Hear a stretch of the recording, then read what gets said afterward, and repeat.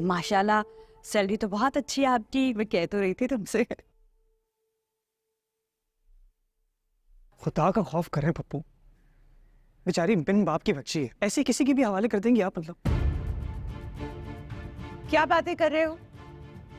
बिन बाप की बच्ची है इसीलिए तो ये काम करा रहे हैं ना। नेकी का काम होता है यतीम बच्चियों की शादियां कराना, बीच में आके बोल रहे हैं। और उस यतीम बच्चे की उम्र है शादी की?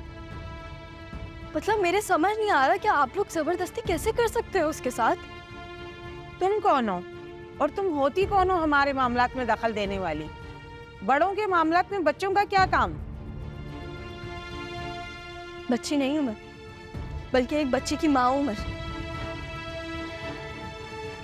और मेरे लिए भी ना एक ऐसा ही फैसला हुआ था और मेरी जिंदगी बर्बाद कर दी थी उस फैसले ने।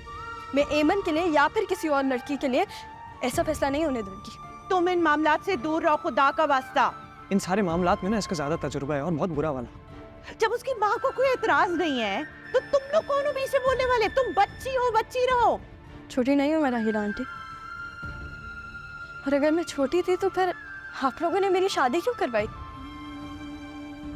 मैं एमन की वो कज़न हूँ जिसके लिए एक ऐसे ही गलत फैसला हुआ था और उसका नतीजा मैं आज तक भुगत रही हूँ। मैं कितनी दफा मरते मरते बची हूँ ये सिर्फ मैं जानती हूँ पप्पू। आपने देखा है कि मेरे साथ क्या हुआ था, फिर भी आप अपनी बेटी के साथ वही करने जा रही हैं। आप लोग प्लीज जाएं यहाँ से, क्योंकि मैं ये नहीं होने दूंगी। सुना नहीं है आप लोगों ने एनी ने क्या कहा है? आप लोग तशरीफ ले जाइए यहाँ से। चलो चलो उठो बाबर, यहाँ तो हम अपनी इंसल्ट करवाने के लिए आए थे। आओ चलो, आ जाओ। नहीं यही बात सही है, हमारी इंसल्ट करने के लिए बुलाया था ना ये क्या करूं इसमें? तुम्हारे जानने वाले हैं ना। अब नहीं, इतनी मजाल इनकी। जब तुम्हारे घर पे कोई राजी ही नहीं था इस रिश्ते के लिए तो मेरी बहन और भांजे को क्यों बुलवाया? तो मैं तुम्हें समझता हूँ।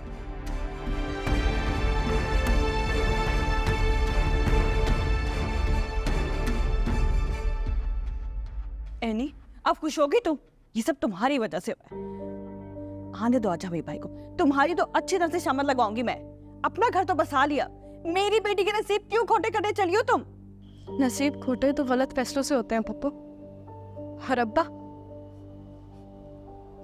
बता दें आपने, उनकी डांट तो वैसे भी बचपन से सुनते हुए आई हूँ।